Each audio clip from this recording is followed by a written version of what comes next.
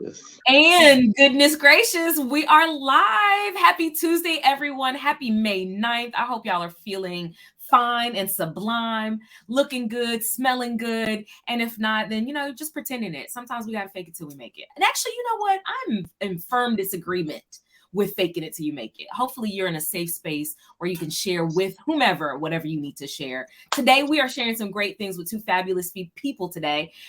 For anyone who's not familiar, hello, every beautiful body out there. I am Blair G. Hervey. I'm the founder and CEO of The Corporate Strategist. And always, well, mostly always, I'm joined by my colorful co-host, my bestie and soul friend of 20 plus years, who is side-eyeing me up and down sideways today. But DeAngelo Crane, say hello. Hello, everyone. How are y'all doing today? I love the word y'all. It's universal. It encompasses everyone because there's a whole discussion around. So you use folks, I use y'all. So hey, y'all. Okay. Welcome to the Black DEIBA Collective live on LinkedIn and Facebook. Always glad to be here with Blair and whomever wonderful guests we have, because we always have dynamic guests who I learn and grow from each and every day. So that's the benefit of being in this space with Blair, and once again our very special superstars, DEIBA superstars, who we always have here with us. I love that. Absolutely. So we would love to extend a big welcome to our guest, Adrienne Livingston. We're so excited to have you. Hello. Hello. Thank you so much for having me here. I just love the energy between you two. So thank you for having me on this show. Yes, we are feisty and spicy and loving and welcoming and affirming all at the same time. And welcome to everyone out there, as DeAngelo said, to the Black DEIBA Collective Live. D, do you want to go ahead and kick us off with our sunniest part of our conversation? As you know this, I would love to. So every day here on the Black DEIBA Collective, we do the art of the check-in. And it is where we just ask our guests and our hosts, how are they feeling? Because we're asking leaders to really dig a little deeper, get to know your employees, share some moments of empathy and vulnerability with them. And the way to do that is to stop with the surface level questions and go a little deeper into the deep waters with the question. And so we're going to do that. We're going to practice that here on the Black DEIBA Collective. And we're going to start with you, Adrienne. How are you feeling today? How's your soul, your mind, and your heart? Where are you at today in those areas? Thank you so much for even prefacing with that, so we don't give the surface answers. If I'm being honest and real, I'm tired. Okay. I woke up not feeling good. I actually was very nauseated, so I had to lay down a little bit. But I have to say that after a little bit of rest, some ibuprofen and some more coffee, I'm feeling much better right now. Well, thank you for being vulnerable and sharing that. And that's exactly what we want people to do. And maybe even share that, hey, I'm going to be here for the next 30 minutes, but after that, I'm going to go back to my bed and curl up with my water and ibuprofen, okay? So I'm present now. Sometimes we just need to say that in meetings. I'm present now here with you in this meeting, but after this meeting, I'm not going to be present. So there's no follow-up or no need after this meeting. Here I am now, okay? I'm showing up. But thank you. Right. Exactly. Blair, how's your soul, your mind, your heart today? I love this yellow on you, by the way. Well, thank you. Going back to Adrienne real quick, the mama in me wants to tell you to go eat a slice of bread, a little slice of white bread, some saltines, grab a ginger ale. I know we always go for the cussing or you know what I'm saying, but just go lay down. Just go lay down. Okay. But yes. Ginger ale's the cure-all, huh? Ginger ale's a broken leg. Go drink some ginger ale. Ginger ale. Drink some ginger ale. Drink some water. Yeah. Yeah. Actually, I think this is also healing to my soul right now. Shout out to Black moms everywhere. That's what we say. That is that is the remedy. I am doing fantastic. I think this mustard color is like my signature color because I always seem to kind of attract it. I love it. How am I feeling? I'm feeling choco lit, 100% melanated. You feel me? Okay. All of the things above. This was a gift from a friend. But I went to yoga this morning and did my what is it? Vanshana. I mean, in the comments, y'all just correct me. My Vanshana. That's how I say it. I did that at 6 a.m. And my brows are on fleek. Do the people still say that? They're doing that. So shout out to Anissa Marie in Portland, Oregon. So I'm great. I'm feeling great, looking great, you know. I see. I see. You know, one thing I want people, our listeners and callers and other people watching us right now to take away from you is that melanated people, don't be afraid to wear these citrus colors, yellows, reds, oranges. They pop on our skin tone. So get you some colors in your closet. Don't be afraid of it. You can do it. So I want them to take that away from you and what you were sharing with us today. So yeah, so I'm good today. As always, I'm here. I'm present for this moment. As always, I ran from another meeting to get here, but I got here and I'm here, I'm present, and I'm ready for this engaging conversation today. Excellent. Well, before we hop into it, really quickly, because you refused to answer my question off air. So on air, what do you have on? What is this top doing? So it's a denim look top, and it has a little pleated, it's like a denim tuxedo shirt, if I may say. And so it's really cute. It's something I've had in my closet probably for maybe 6 or 7 years, and I'm just able to get back into it. So I was like, let me just throw a little something, something now. Let me give a little something, something today. So that's what it is. Okay, so it's giving like business right here. Well, it's kind of pleated. It's pleated, and it has like it cuts right. Like I said, it's almost a denim tuxedo shirt. So I could wear it with a white suit more casually. I could wear it with some shorts. I could wear it with some navy blue pants if I was going to dress it up. So I could. It's a very versatile shirt here. Just like you, huh? I love that. I'm happy to have it. I'm glad to you. We should do a show on that. Totally on clothing attire. Yes. On clothing. Fashion. Oh yeah, we gotta get some. We need the fashion people to come on. If you are a fashion stylist or fashion icon or a fashion designer, please come on the Black People Collective. We need you here to talk about Black and fashion. Okay, that was my daily plug. You know, I gotta do it once a day. I love it. I love it. Well, for today, we're not talking about fashion, but we're talking about something just as interesting. We're going to welcome our guest, Adrienne Livingston. She started her voiceover journey in 2016, and she voiced e-learning modules, web commercials, as well as nonprofit company videos, meditation, and on-hold messaging. Come on. I mean, the theme of the day is versatility. She also does audio description for live theater shows and moving into audio describing TV and film. So you got to tell us more about that. But Adrienne is bilingual in English and Spanish. So let's welcome our bilingual diva to the Black Diva Live. Hello. Hello. Thank you. Well, you know what? We're going to get all into this juicy topic. But before we do, I'm curious to know, how did you actually get into this work? It's very interesting. Yeah, actually, I didn't even know it was an industry. I didn't know it was a thing. It was when I was working at the Black United Fund of Oregon, which is a great nonprofit here in Portland, Oregon. And we were having someone come in to do our on-hold messaging. And the person coming in was a white man, great at what he does. And he asked me a question. He said, he told me he could write the scripts for me, but he wanted to know if we wanted him to find someone to voice our on-hold messaging, or if we wanted to. Now, for those of you who have not been to Portland or Oregon, it is a very white state. We are, there's more and more diversity coming in. % Black. Exactly. So my automatic thought was, I want to make sure that the voices that are on our on-hold messaging reflect our community. So therefore, I said, we can do it. And I just didn't know if he had that. Yes. And it was then during that time that as we started to do the messaging, I was like, wait, this is kind of fun. What is this? And he said, oh, this is voiceover. And, he's always out there looking for voice artists. But I thought, oh, I would be interested in doing more of this. And that was kind of the seed to me learning that this was even an industry. But then once I was interested, I didn't know where to go. So honestly, I kind of forgot about it and that was before 2016. That was about 2013, 12, 13, 14 is when we were working with him. Okay. And it wasn't until 2016 that I actually started volunteering with KBOO Community Radio as a co-host for Bread and Roses show.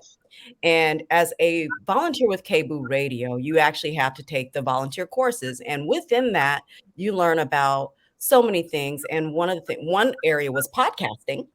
And it was when I was getting on mic to podcast, but getting on mic to do the show, that it reminded me of my interest of voiceover. So then I started digging again, like, how do I get engaged in this industry? It seems so fleeting. And so that's kind of when I started. And found a coach, and yeah, the rest is kind of now history, where I'm each time it seems like I meet someone, I get introduced to something else that takes me deeper. Ooh, I have so many questions, but I'll let you go. No, I love this topic. And as we were kind of talking a little bit before, there's so many places we can go to it, right? And when we think about underrepresented voices in so many different communities, I think about what we've been seeing in Hollywood, and this influx of really finding creative, diverse voices to tell stories. And we're seeing a multitude of different stories in Hollywood, and they're winning awards. When you think about so many different words, when you look at the Emmys and the Oscars and all of those different spaces, especially TV more so. What does that industry, or when you're thinking about this voiceover industry, or even the entertainment industry in general, what do they know that corporations need to know about hiring and bringing in underrepresented voices to help them with their bottom line? Mm-hmm. That is a great question. I'm going to give some statistics so that you will see that where there is a lack of voices of color, and really what they're doing right now, to me, is a market correction. They should have had us at the table to begin with, but thankfully they're recognizing that. But basically, when you're looking at the voiceover industry, and this is what's from Zippia.com, is the white percentage is 71%. It's Latino percentage 12.6%. Black 7%, and Asian 6.4%. So to me, it shows, one, there is a vast opportunity for them to bring voices of a color to the table. And that doesn't even list all the voices. They had Native American on there as 0.2%. So when we're looking at voices, unfortunately, what happens is you have white individuals representing ethnic voices. So you're then taking away opportunities for true people from that ethnic culture to voice those voices. But what also is happening is that these individuals can exacerbate stereotypes. Mm-hmm. So, it's like, let's take that away. Yeah, you might be able to sound like what you think represents a Black person, and it may be a stereotype of how a Black person sounds, but why don't you just give it to a Black person? And mind you, I think for these corporations, for casting directors, for agents to understand that Black sounds different. It's not one way. It's not monolithic as one voice, because they typically want to voice a specific voice in that. Right. When you have people that are actually voicing what is truly and reflective of them, people resonate to that. I can tell when it's a Black voice. And then just because I don't necessarily see it on screen, I know what it sounds like, oh, wow, that's nice. I'm reflected even in voice. So an example of this is I have a good friend. His name is Thomas Reed. He is a man who is blind. He was watching Black Panther, the first Black Panther. And the first Black Panther was voiced by, I believe it was someone in a white man out of the UK. At least that's what his accent was. And when he said Wakanda, it wasn't Wakanda, it was Wakanda. Imagine how jarring that is when you are a Black person listening to that, knowing that, one, the voice first and foremost doesn't reflect our culture. And then you're going to say a word like that. The disrespect. So turn off. It's a disrespect. And also it doesn't make a person want to listen in. So you're actually losing money. In the audio description world, where it's someone who is blind and low vision, you actually can, it's market share. You have a whole audience that will spend money to go to shows, whether live or TV and film, to listen, so that they can actually participate in these artistic endeavors just like anyone else. So really, for those that are listening, if it's the bottom line, it can increase revenue. Just like, I mean, it's the Black effect. I mean, I heard Charlamagne talking about it this morning. That's the name of his podcast network as well. But it's anytime Black is added to anything, it definitely increases its value and makes it better. But not only just Black, but of course, the diversity in this particular case, in that scenario that you're referring to.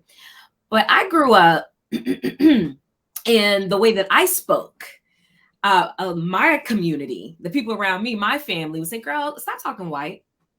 why you talk so white? And then as time went on, they just say, you have a very professional voice, or you're very articulate, right? And I don't feel like I'm changing my voice. I feel like I talk how I talk wherever I am. I speak how I speak. But there have been times that I know, folks have felt the need to code switch. If you think about the film Sorry to Bother You, of course, that's very satirical and quite extreme. We have Lakeith Stanfield in that film using his quote unquote white voice to be much more relatable, and he can increase his sales by using this particular universal voice. How do you, much like DeAngelo was saying, make sure that we are injecting, our Blackness, but folks aren't being, whether it's us or whomever, being stereotypical, holding back, code switching, leveraging AAVE, if you will. If y'all are not familiar, African American vernacular English, using, how we speak in a different way for their advantage to increase market share or increase revenue. So how do you balance all of that? That's a great question. I think it always depends on the person writing scripts and what they're looking for, and really help. There's an organization called Voices of Color that also took over the PGM list, which that means the people of the global majority that are voiceover artists. And they're trying to educate directors, casting directors, agents on what is the better way to, if you're looking for an ethnic voice, don't just call it urban, because really they're starting to stereotype and even putting that word there. It's, can you just allow us to sound like we are conversationally? If you're saying you want a conversational read, don't actually, when I give it to you, don't say, oh, you're not sounding Black enough, or you're sounding too Black. It's like, let me be me is one. But then also, I don't want them to place us in a box. If I need to code switch, I'll code switch. But if I also want to be able to be reflective of me, so that we can show the reins. Because what will happen is, say you have an agent, you're Black, you don't want that agent to only put you out for Black roles. You want, right? We want to just have as much diversity as everyone else in this industry. I can sound, if you want me to sound professional, but let me sound professionally me. Okay. No, I want to do that. But if you want me to sound like, okay, I can, I have a little Arkansas twang. That's where my mom is from. I'm actually from Portland, Oregon. I just authentically got the accent from her. Let me have that twang. But what we don't want them to do is to paint us in a box. I can go out for a multitude of roles. Whether you want me to sound like a little princess, I can do that.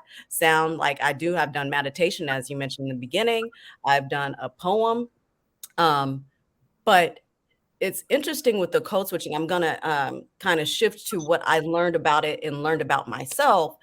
Is I didn't realize that the coaches that I had to begin with, when we made my demo, it wasn't my authentic voice. This is where it gets into, I made the demo because this is what they're saying. Oh, this is voiceover. This is what this sounds like. So I'm feeling like, okay, I have to I'm obligated to sound this way rather than me bringing fully me.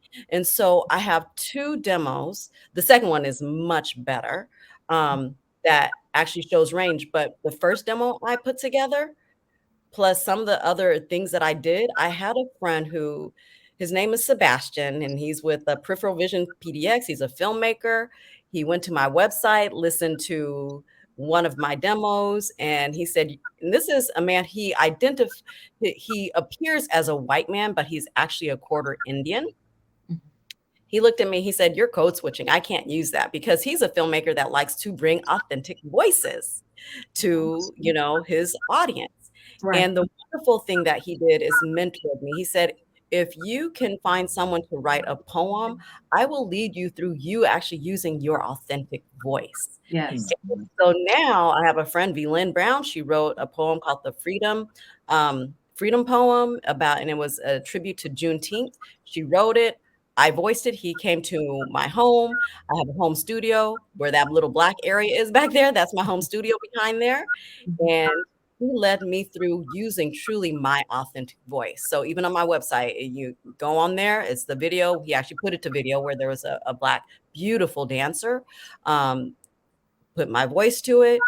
And I'm like, that definitely reflects me. So now, at least on my website, I have a range for if you want me to sound very professional. I'm not trying to sound white. That's the first and foremost, but it's more that professionalism that comes in, like, oh, I have to sound this specific way.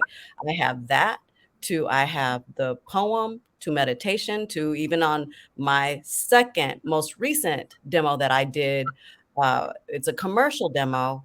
I have like a little princess down on there. So I think with it all, just recognizing one, allow a person to use their authentic voice, but allow them also to have range so that you don't pigeonhole them into one specific area. Got it. Oh, that Yeah. makes sense.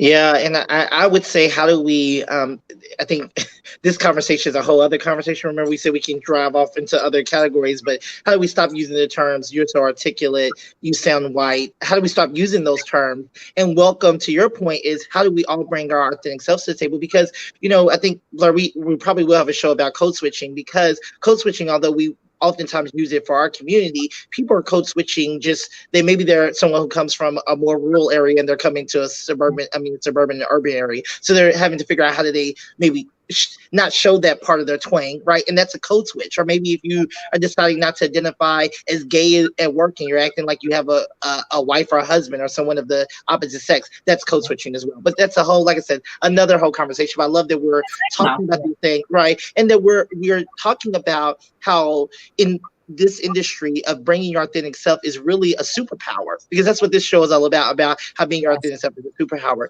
So I wanted to talk a little bit about allyship. I was reading one of my favorite shows is Big Mouth, and it's a raunchy show, but I love Big Mouth because it's an array of characters. But one of the characters there, Jenny Slate, who played a Black character, she quit her role and said, I'm no longer going to play this character as a Black young female. Someone Black needs to play this role. And so what should allies be doing in this voiceover space, or really all of Hollywood, to really help promote, uplift, and help Black actors and Black voiceover actors along their journey? I love that question. I think just like what she did, there was even Kristen Bell. She played a Black character. For those actors and actresses that get those roles, turn them down. And actually, just as she said, have told those casting directors, you need to find a Black person to voice this. I think the challenge with when I first was interested in it, I didn't know how to even jump in. And so, if they're saying, because this is what's happened with casting directors, and that's why the PGM list was created, was I don't know where to find them. Okay, right? That seems to be something that many industries say. I don't know where to find Black people. It's like, have you crossed the street? And it's also not just it's that, but you do have to. This is a craft like any other. You have to practice. You have to get coaching, but it can actually, unfortunately, with the cost, it can be cost prohibitive. So what I would say is, for actors, turn them down. For those that say if you can't find, can you go and find people to say, if you're interested, let me help you get training. To having people at the table writing scripts, have Black folks at the table. It's not just the voice artist. There's so many different elements when you're looking at a creative process where you can actually include us along the way. Have someone who is actually directing this. Have someone to give you cultural information. And let it not just be that post-production of the voice artist coming in at that one point in time. It can be all along. So that's what I would say. Allies, look at all areas where you can include a person, a Black person in this. But then if you find someone that maybe they have the voice, but they're just not, who is not being as conversational as you want it, help guide them. Teach them, have patience, help bring us in. So that's one. But then two, know that there are voices of color out there. Again, there's the organization, Voices of Color. That's one. The PGM list, the people of the global majority, actually now has a directory of people of color. I believe it's globally that casting directors can go to. So, if you're interested and you're saying, I don't know where to find them, go to Voices of Color, who runs the PGM list. So there you go. If you don't know, Now you That's know. an excuse. Okay. So those would be some things I say, from, the actors to casting directors to just the production itself, of helping people infuse themselves in multiple roles in the process. Yeah, I would agree with you. You mentioned a lot of people there, but we have an external force that has definitely become a part of so many different businesses. It actually has these writers on strike in Hollywood right now. And I think y'all can think of our friend with the two letters, AI, is out there. I think about the web design or the voiceovers that you did for web learning in the past. And I think about my role in sales enablement in my previous roles, where we would have to create this distance learning, but we would have to choose voiceover actors for certain videos or actors for certain videos. Now people can go to tools like, Synthesio, I think it is, or Synthusio or something like that, .o, and you can have these videos created and you can choose people who look different and sound different. How is that impacting your work today? And do you believe that AI actually has a role in the work that you do on a daily basis?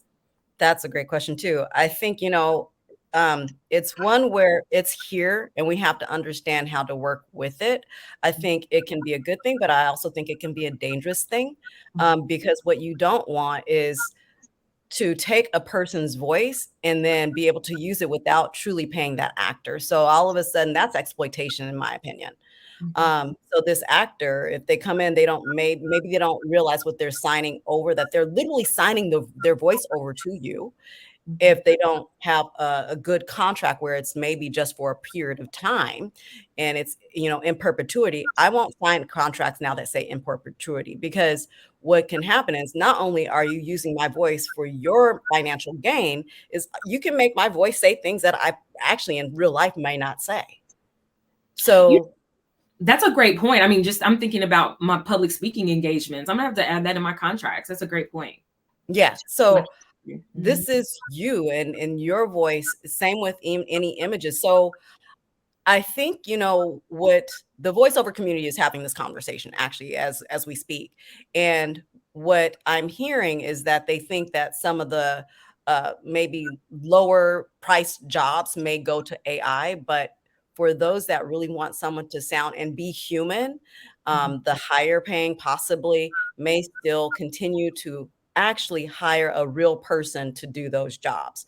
So what I've think is maybe it's that lower tier, maybe it's $100 to $200 job may go to AI. So I do know that it may impact that, but that also speaks to you have to build your business so that it's just not in one category of where you're earning your funds. And that's why for me, it's like I'm doing audio description. I'm actually learning how to auctioneer, for fundraising events, you know, Cool. uh, yeah, artisan auctions. Kelly is mentoring me to do that.